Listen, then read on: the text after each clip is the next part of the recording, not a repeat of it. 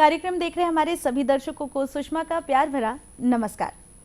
दर्शकों, स्वागत है आपका आज के इस विशेष कार्यक्रम में, जिसमें हम चर्चा करेंगे राष्ट्रीय साइबर सुरक्षा जागरूकता पर।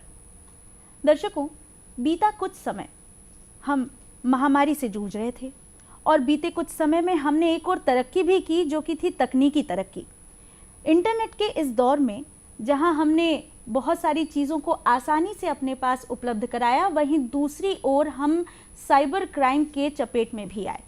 ये साइबर क्राइम क्या है, इससे बचने के क्या क्या उपाय हैं और हम इससे किस प्रकार सुरक्षित रह सकते हैं, इन्हीं सब प्रश्नों के जवाब आपके और हमारे प्रश्नों के जवाब देने के लिए हमारे स्टूडियो में मौजूद हैं HOD computer department Shri Sanjay Kumar ji. स्वागत है संजय जी आपका।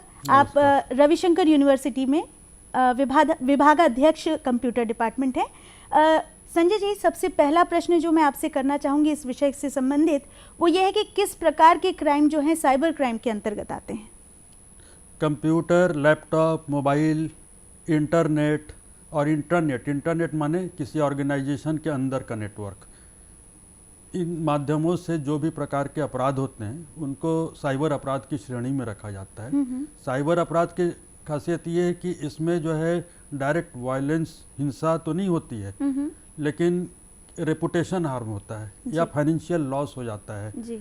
तो इसी वजह से हम लोग को बहुत जागरूकता की आवश्यकता है। अच्छा संजय जी, आपने अभी जो प्रकार बताए इसके साइबर क्राइम के, तो क्या ये अभी जो बीता कुछ समय है, जिसके मैं कहूँ तो 2 साल, जिसमें हमने बहुत तरक्की की, ये इसी समय से चालू हुआ या इसका कोई इतिहास भी है? नहीं, इसका इनफैक्ट इतिहास बहुत पुराना है। अच्छा। देखा जाए तो सन 1820 जबकि एबेकस का एक मिलता है, लेकिन उसके बारे में ज़्यादा जानकारी उपलब्ध नहीं है। ऑन रिकॉर्ड जो रिपोर्टिंग हुई है वह सन 1844 में हुई है और टेलीग्राफ ऑफिस फ्रांस में, वहाँ पे कुछ मैसेजेस को हैकर्स ने हैक किया था, ऐसी रिपोर्टिंग हुई थी। और जहाँ तक भारतवर्ष का सवाल है तो सन 1992 में कंप्यूटर वायरस के लिए एक शिकायत दर्ज की गई थी। अच्छा, हम जागरूकता पर बात कर रहे हैं अभी, सुरक्षा जागरूकता पर, तो किस प्रकार की ये सुरक्षा हो सकती है? देखिए, हम लोग को सुरक्षा कई स्तरों पर आवश्यक है, लेकिन अगर देखा जाए, कैटेगराइज किया जाए तो एक तो राष्ट्रीय स्तर है, दूसरा आप ऑर्गेनाइजेशन या संस्था स्तर पर करें, और तीसरा हम लोग मान सकते हैं कि व्यक्तिगत स्तर, इंडिविजुअल बेसिस पर।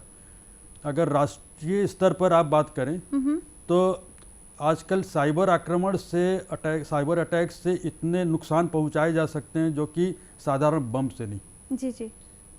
फॉर एग्जांपल, पावर ग्रिड होता है, उसको क्रिटिकल इंफ्रास्ट्रक्चर कहा जाता है। पावर ग्रिड से पूरा देश जुड़ा हुआ है। अच्छा। चाहे इंडस्ट्री हो, चाहे रेलवे हो, चाहे एरोप्लेन हो, ट्रांसपोर्ट हो या हॉस्पिटल हो, हर जगह तो पावर सप्लाई की आवश्यकता है। और अगर कोई साइबर अटैक करके पावर ग्रिड को ध्वस्त कर दे तो ब्लैकआउट हो जाएगा। ऐसा हुआ भी है। अच्छा। तो यह कहलाता है राष्ट्रीय स्तर पर क्रिटिकल इंफ्रास्ट्रक्चर को कोई अटैक करे तो भारत सरकार काफ़ी सतर्क है, जागरूक है। बीते वर्षों में सन 2020-21 में 4,000 करोड़ रुपया का केवल भारत सरकार ने इसी साइबर सुरक्षा के लिए खर्च किया। और साइबर सुरक्षा के लिए भारत सरकार ने CERT-IN नाम की एक संस्था का भी की स्थापना की है, जिसका काम है कि केवल साइबर अटैक के बारे में सचेत करना। अच्छा, आपने ये जो जानकारी दी अभी हमारे दर्शकों को, मैं जानना चाहूँगी कि इसके लिए कुछ नियमावली तैयार की गई होगी कि ये साइबर सुरक्षा से किस प्रकार बचना चाहिए, तो इसके लिए क्या नियमावली बनाई गई है? क्या है कि IT एक्ट 2000 बना था। अच्छा। प्रमोद महाजन जी थे उस समय IT मिनिस्टर, जिसमें कि हुआ कि ईमेल जो है वो आपका लीगल डॉक्यूमेंट है। सन 2008 में इसे रिवाइज किया गया, कुछ अमेंडमेंट किए गए। इसमें ये बताना आवश्यक होगा, सन 2008 और इस बीच में सोशल मीडिया, फेसबुक, व्हाट्सएप वगैरह बहुत ज़्यादा आ गए हैं। जी जी। तो फिर से अमेंडमेंट की तो आवश्यकता है जी। तो भारत में तो इसी प्रकार का नियम है। अच्छा। IT act. जी, हम अपने दर्शकों को एक बार फिर बता दें कि आप हमारा ये कार्यक्रम हमारे यूट्यूब चैनल पर भी देख सकते हैं। यदि आपके मन में कोई प्रश्न आ रहा हो जिसकी जानकारी आप हमारे एक्सपर्ट से चाहते हैं तो आप हमारे यूट्यूब लिंक पर ही कमेंट करके अपने प्रश्न पूछ सकते हैं। डॉक्टर संजय जी, मैं आपसे जानना चाहूँगी कि आज का ये जो दौर है मोबाइल और इंटरनेट का दौर है, तो बहुत सारे प्रकार के पासवर्ड भी हम क्रिएट करते हैं, तो अपने पासवर्ड को हम किस प्रकार सुरक्षित रख सकते हैं? पासवर्ड के बारे में जहाँ तक सवाल है, एक तो आम जनता को बताना चाहूँगा जी, अपने केवल सुविधा के लिए हम लोग क्या करते हैं कि इजी पासवर्ड बनाते हैं जी, 1 2 3 4 या अपने नाम से संबंधित। हम्म, और हैकर का काम होता है हैक करना प्रोफेशनली। जी, वो लोग क्या करते हैं, ट्रायल एंड एरर मेथड कहा जाता है, जिसमें कि लूप लगाया जाता है और 1 2 3 4 वो 1 सेकेंड में हजारों साइकिल चल जाते हैं। जी, तो ये सब इजीली ब्रेकेबल होते हैं, जो कि इसी पर केवल वर्क कर रहा हो कि कैसे पासवर्ड को ब्रेक करना है। जी, तो पासवर्ड स्ट्रांग रखना चाहिए, कॉम्प्लिकेटेड रखना चाहिए, थोड़ा सा अपने को अनीज होगा, उसमें दिक्कत होगी। और पासवर्ड जैसे कि हम लोग का मोबाइल वगैरह कभी गुम जाता है, चोरी हो जाता है, ख़राब हो जाता है, तो मोबाइल से ज़्यादा ज़रूरी हो गया कॉन्टैक्ट। जी, तो इसके लिए अच्छा होगा कि एक जो है ना, उसमें जीमेल में आप सिंक्रोनाइज कर लें कॉन्टैक्ट्स को। मोबाइल में सेटिंग में जाके उसमें ऑप्शन होता है सिंक्रोनाइज करने का, तो आपका चाहे रेडिफ मेल अकाउंट है, जीमेल अकाउंट है, उसमें आप उसको सिंक्रोनाइज करके रखें, जिससे कि क्या है कि अगर मोबाइल में कुछ हो भी गया डैमेज तो आपका पासवर्ड सुरक्षित रहेगा। और टाइम टू टाइम, माने कम से कम साल में एक बार आप उसका प्रिंट भी ले लें, तो आपके पास पूर्ण रूप से सुरक्षित रहेगा कॉन्टैक्ट। जी, संजय जी, आप हमारे दर्शकों को ये भी बताएं, क्योंकि आज का जो दौर है उसमें बहुत सारी चीज़ें अब डिजिटल हो गई हैं, तो ऐसे समय में संस्थान जो काम कर रहे हैं अपने डिजिटल वे में अपना सब कुछ सुरक्षित रखे हुए हैं, तो उनको किन किन चीज़ों का ध्यान रखना चाहिए अपने डेटा को सुरक्षित रखने के लिए, चाहे वो निजी संस्थान हो चाहे सरकारी संस्थान हो? देखिए, संस्थाओं का जहाँ तक सवाल है, जी, मैं उस समय बताया, एक तो राष्ट्रीय स्तर पर है सुरक्षा, जिसकी बात मैंने कर ली। अगर संस्था स्तर पर देखा जाए तो नेटवर्क सिक्योरिटी इम्पॉर्टेंट है। जी, क्योंकि जैसे एक बड़ा कॉलेज है, यूनिवर्सिटी है, हॉस्पिटल है, तो उसमें एक रूटर होता है जिसके थ्रू की पूरा का पूरा इंटरनेट ट्रैफिक आता है या उससे जाता है बाहर की तरफ में। तो वहाँ पे एक फायरवॉल लगाना चाहिए, अच्छे किस्म का फायरवॉल लगाना चाहिए। फायरवॉल का काम एक गेटकीपर की तरह होता है, चौकीदार की तरह, जो कि इंटरनेट ट्रैफिक को मॉनिटर करता है, कौन सा ट्रैफिक है, कौन भेज रहा है, कहाँ भेज रहा है, ये सब पूरा उसमें एक कंट्रोल करने की उसकी क्षमता होती है। और साइड बाय साइड कई सारी पॉलिसीज़ उसमें फीचर्स रहते हैं जिनको अप्लाई किया जा सकता है कि कौन से यूज़र को हमको क्या परमिशन ग्रांट करनी है, नहीं करनी है। जी, तो ये फायरवॉल आवश्यक रूप से लगाना जरूरी हो गया है, अन्यथा वेबसाइट हैकिंग की बहुत समस्याएं आजकल आने लग गई हैं। और उसके अलावा लाइसेंस सॉफ्टवेयर का यूज़ करना चाहिए, अच्छा, पायरेटेड का नहीं करना चाहिए। तो और उसके लिए अच्छा होगा कि एक सलाह देना चाहूँगा, प्री लोडेड ऑपरेटिंग सिस्टम के साथ कंप्यूटर खरीदें। अच्छा, कहने का मतलब उसका हो सकता है कॉस्ट कुछ बढ़ जाए 3-4 हज़ार, लेकिन उसमें ऑपरेटिंग सिस्टम कम से कम हो सके तो ऑफिस भी वो प्री लोडेड रहे, कुछ ज़्यादा पैसा खर्च करके, तो आपका लाइसेंस सुरक्षित हो जाएगा। जी, संजय जी, यदि हम मनी ट्रांजैक्शन की बात करें तो आज भी एक बहुत बड़ा हिस्सा है जो कि एटीएम कार्ड का यूज़ करता है, जो कि एक सरल और सुलभ माध्यम है। तो एटीएम कार्ड के यूज़ के दौरान क्या क्या सुरक्षा बरतनी चाहिए, क्या क्या ध्यान रखना चाहिए, सावधानी बरतनी चाहिए? एटीएम कार्ड जो है आजकल बहुत वल्नरेबल हो गया है, माने कि सोर्स ऑफ अटैक बहुत बड़ा एक एटीएम ही कार्ड है। जी, एटीएम कार्ड के माध्यम से बहुत सारी धोखाधड़ी हो रही है। तो एटीएम कार्ड के मामले में हम लोग को विशेष सुरक्षा बरतने की आवश्यकता है। सबसे पहले तो सबसे आसान चीज़ मैं यही कहूँगा कि आपको जो एटीएम कार्ड बैंक देती है, जी, बहुत कम ही लोग हैं जो कि एटीएम कार्ड पे जो निर्देश दिए हैं शुरू से आखिर तक पढ़ते हैं, या उसके साथ जो मैनुअल छोटी सी बुकलेट मिलती है, बहुत कम लोग हैं जो कि पूरा शुरू से आखिर तक समझ के पढ़ते हैं। पहले तो घर में उसको अच्छे से पढ़ें, अध्ययन करें उसका, उसमें क्या सावधानियाँ दी हैं। उसके अलावा एटीएम कार्ड में चूंकि फ्रॉड बहुत ज़्यादा होने लगे हैं, उसमें फीचर होता है जो मैं बता रहा हूँ, उसमें मैनुअल में दिया भी रहता है जी। उसमें आप लिमिट सेट कर सकते हैं। फॉर एग्जांपल जैसे कि 1,000 2,000 रुपये का आप लिमिट सेट कर दीजिए कि एक दिन में उतना ही रुपया निकलेगा। उसके लिए जैसे कि स्टेट बैंक या ऑनलाइन जो इंटरनेट बैंकिंग है उसमें आप जाएं, अपना लॉगिन में जाएं, लॉगिन करें और लॉगिन करने के बाद से आप उसमें ई सर्विसेज में जाके कार्ड की वो उसके ट्रांजैक्शन लिमिट सेट कर सकते हैं। जी। तो एटीएम कार्ड में उसके अलावा अगर आप देखते होंगे इंटरनेट बैंकिंग में कि एक वर्चुअल कीबोर्ड आता है, उसको कहा जाता है वर्चुअल कीबोर्ड। जी। वर्चुअल कीबोर्ड की खासियत है कि उसमें की लॉगिंग नहीं होती।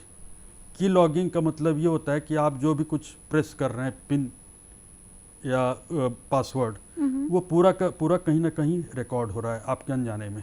अच्छा। तो इस तरह का की लॉगिंग का जो है वर्चुअल कीबोर्ड में वो संभव नहीं है। अच्छा। तो आप ये ध्यान रखें कि एटीएम कार्ड है तो आप उसमें पासवर्ड बदलते भी रहें और स्ट्रॉन्ग पासवर्ड रखें। और पिन को, और एक चीज़ और, अगर आप एटीएम कार्ड का यूज़ कर रहे हैं तो आप अपने दूसरे हाथ से कवर कर लें उंगलियों को पिन प्रेस करने के समय। अच्छा। तो भी काफ़ी सुरक्षा हो अच्छा। जाएगी। बात हम जब एटीएम कार्ड की कर रहे हैं तो अभी जो नया एटीएम कार्ड बन रहा है जो चिप वाला बना है उसमें वाईफाई की का भी एक ऑप्शन होता है कि डायरेक्ट वाईफाई से पैसे डिडक्ट किए जा सकते हैं, ये कितना सुरक्षित है? जो चिप वाला बन रहा है उसमें एक ये खासियत है, क्लोनिंग नहीं होगी। अच्छा। उसमें माइक्रो प्रोसेसर रहता है तो उसके कारण उसके खासियत है कि क्लोनिंग के उसमें संभावना तो नहीं है, लेकिन जो पासवर्ड संबंधित मैंने बताया वो पिन संबंधित वो सावधानियां आपको तो तथापि रखनी पड़ेगी। क्लोनिंग का मतलब ये होता है कि जाने अनजाने हम लोग क्या करते हैं कि कई बार मॉल में या फिर पेट्रोल पंप में हम लोग अपना कार्ड दे देते हैं किसी को ट्रांजैक्शन के लिए। यह अच्छी प्रैक्टिस नहीं है, तो इसी को अवॉइड करने के लिए उसमें माइक्रो प्रोसेसर एक चिप लगाया गया है। अच्छा, ठीक है संजय जी, हम इस विषय पे आगे भी चर्चा करेंगे। वक्त है एक छोटे से ब्रेक का। दर्शकों, मिलते हैं छोटे से ब्रेक के बाद।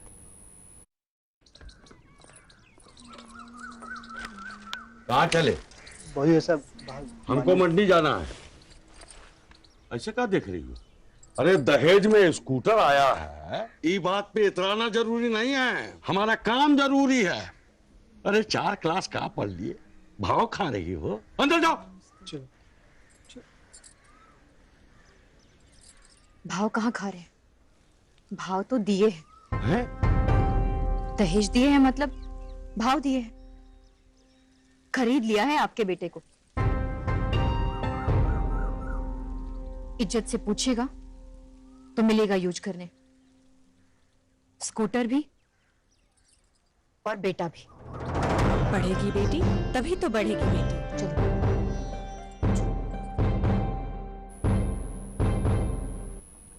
दर्शकों, स्वागत है आपका ब्रेक के बाद। आज हम इस विशेष कार्यक्रम में चर्चा कर रहे हैं राष्ट्रीय साइबर सुरक्षा जागरूकता पर। हमारे साथ एक्सपर्ट के रूप में मौजूद हैं डॉक्टर संजय कुमार जी। संजय जी, हम चर्चा कर रहे थे साइबर सुरक्षा पर। अगला प्रश्न जो मैं करना चाहूँगी आपसे वो ये रहे कि ये जो समय है इंटरनेट का, उसमें आज स्कूल कॉलेज भी जो है वो मोबाइल और लैपटॉप पर सिमट आया है, जिसमें हमें मजबूरी हो गई है कि अपने बच्चों को हम लैपटॉप और मोबाइल दें। तो ऐसे समय में हम किस प्रकार की सावधानी बरत सकते हैं? बच्चों के लिए हम लोग को विशेष सावधानी रखने की ज़रूरत है लैपटॉप मोबाइल में, क्योंकि ऑनलाइन एजुकेशन हो रहा है जी। तो जो फॉर एग्जांपल उसमें यूट्यूब फॉर किड आता है। अच्छा। बच्चों के लिए। अच्छा। उसमें पेरेंटल कंट्रोल किए जा सकते हैं। पेरेंटल कंट्रोल का मतलब ये है कि पेरेंट्स का लॉगिन आईडी अलग रहेगा और बच्चों का, और एक से ज़्यादा बच्चे हैं उन सभी का अलग अलग लॉगिन आईडी पासवर्ड रहेगा। बच्चा अपने लॉगिन आईडी से एंटर होगा और पेरेंट्स उसमें लिमिट कर सकते हैं कि वो कब से कब तक करेगा, और भी कई सारे कंट्रोल्स उसमें होते हैं। अच्छा। तो इसके अलावा यूट्यूब फॉर किड्स के अलावा भी कई सारे और ऐप्स आते हैं अच्छे अच्छे, जैसे कि एक सेफ फैमिली नाम का ऐप है, और भी हैं। तो उनको इंस्टॉल करके कुछ हद तक हम लोग उनको सुरक्षा प्रदान कर सकते हैं। अच्छा, ये साइबर आक्रमण जो है इससे आम नागरिक जो है वो किस प्रकार बच सकता है?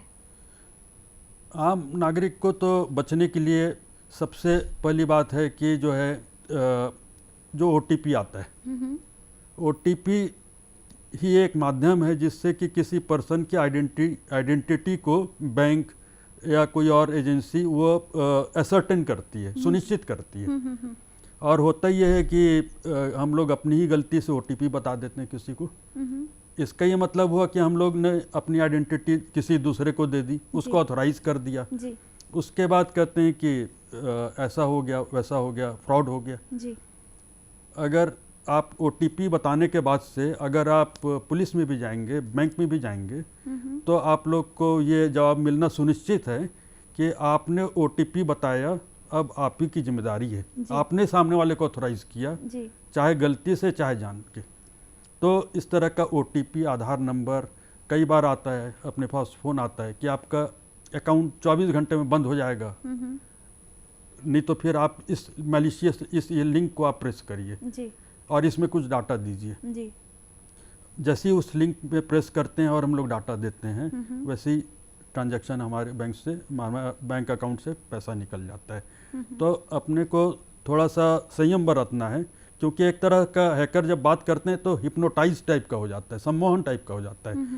बहुत ज़्यादा जानकार लोग भी उसके शिकार में, चंगुल में आ जाते हैं। जी जी हम लोग को बहुत ज़्यादा सावधानी बरतने की ज़रूरत है कि इस तरह के जो इसको फिशिंग कहा जाता है, फिशिंग मतलब मछली को फंसाना। जी तो इसी प्रकार से आपके पास एक लिंक भेजा जाएगा जी और उसमें कहा जाएगा कि आपको इनाम मिल रहा है, जी या फिर आपके साथ आपको ये पनिशमेंट मिलने वाली है, आपका कुछ ये होने वाला है, माने कि ATM कार्ड ब्लॉक होने वाला है।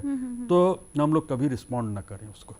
संजय जी, एक वर्ग है बुजुर्गों का जो कि रिटायरमेंट के बाद उनके पास एक अच्छी खासी रकम आती है और वो उनके बैंक अकाउंट में रहती है, जिनको जानकारी नहीं होती कि ऑनलाइन ट्रांसफ़र या ट्रांजैक्शन किस प्रकार किया जाता है। ऐसे में वो फ्रॉड केसेस से किस प्रकार बचें? जो लोग, जो सज्जन रिटायरमेंट के दहलीज पर हैं या जस्ट रिटायर हुए हैं, उनके अकाउंट में ऑल ऑफ ए सडन अचानक बहुत बड़ी राशि आ जाती है जी और हैकर्स की नज़र में वो लोग रहते हैं। जी तो उन लोग को तो विशेष ही जागरूकता की आवश्यकता है। जी तो वो लोग जो है, जो मैंने बताए उपाय, जैसे कि अपना OTP, आधार नंबर, पर्सनल डिटेल कभी ना शेयर करें। किसी इस प्रकार के लिंक को कभी भी ना वो प्रेस करके अपनी कोई इन्फॉर्मेशन दें। मैं बोल रहा हूँ लेकिन उसके बावजूद ऐसा होता है, मैं जानता हूँ। जी जी अच्छे जानकार लोग भी उस चंगुल में आ जाते हैं। जी उसके अलावा अच्छा होगा कि जो है, जो कई बार वाईफाई जी पब्लिक प्लेस से, जी एयरपोर्ट पर, रेलवे, हाँ तो हम लोग को अवॉइड करना चाहिए फाइनेंशियल ट्रांजैक्शन करने के समय। फाइनेंशियल ट्रांजैक्शन मतलब पेमेंट वगैरह करने जी, के जी, समय में। जी होटल में गए, वहाँ पर वाईफाई है, हम लोग खुश हो जाते हैं। कभी कभी तो ऐसा भी होता है कि हम लोग को एक फ्री वाईफाई मिल रहा है कहीं से और हम लोग खुश हो जाते हैं, देखो हमने यूज़ कर लिया फ्री में इंटरनेट। जी ऐसा नहीं है। जी तो हम लोग को ये फ्री वाईफाई अवॉइड करना चाहिए। जी और इस तरह के अगर आप कभी साइबर कैफ़े में काम करना पड़े तो साइबर कैफ़े में भी की लॉगिंग हार्डवेयर एक लगाई जा सकती है। आप क्या प्रेस कर रहे हैं रिकॉर्ड हो सकता है कहीं ना कहीं। अच्छा तो साइबर कैफ़े में भी आप अवॉइड करें फाइनेंशियल ट्रांजैक्शन करना। जी उसके अलावा एक इनकॉग्निटो मोड कहलाता है। सेटिंग में जाके इनकॉग्निटो मोड में क्या होता है कि हिस्ट्री ऑफ हो जाती है। हिस्ट्री ऑफ होने से क्या होगा, आप हो सकता है आप साइबर कैफ़े में वर्क करके चले गए और बाद में जाके कोई बैठ गया और देखने लगा आपने क्या क्या वर्क किया। तो हिस्ट्री ऑफ होने से सब ऑफ हो जाएगा। अच्छा, मोबाइल जो एक हमारे पास अभी सबके पास होता ही है और उससे कई प्रकार के ट्रांजैक्शन भी किए जाते हैं। यदि किसी कारणवश मोबाइल गुम हो गया या चोरी हो गया तो सबसे पहले उसकी शिकायत कहाँ दर्ज करनी चाहिए और हमारा जो डेटा है वो किस प्रकार सुरक्षित रखना चाहिए? मोबाइल अगर चोरी हो रहा है या गायब हो रहा है, सबसे पहले तो एक 14422 नंबर है जी, उसमें आप इन्फॉर्म कर दें फ़ोन करके। जी, क्या होता है, C.DOT नाम की एक सेंट्रल गवर्नमेंट की संस्था है जी, जो कि एक डाटाबेस मेंटेन करती है। डाटाबेस में क्या रहता है, आपका मोबाइल नंबर, हम लोग जानते हैं 10 डिजिट का मोबाइल नंबर होता है, जी, लेकिन कम लोग जानते होंगे कि मोबाइल नंबर के अलावा एक IMEI नंबर भी होता है, एक सिम नंबर भी होता है। IMEI नंबर 15 डिजिट का है, सिम नंबर 20 डिजिट का है। ये सब कंप्लीट एक डाटाबेस रखा जाता है। जी। और सबसे पहले तो क्या किया जाएगा, वहाँ पर C. क्या करेगी कि उसका माने ब्लॉक कर देगी।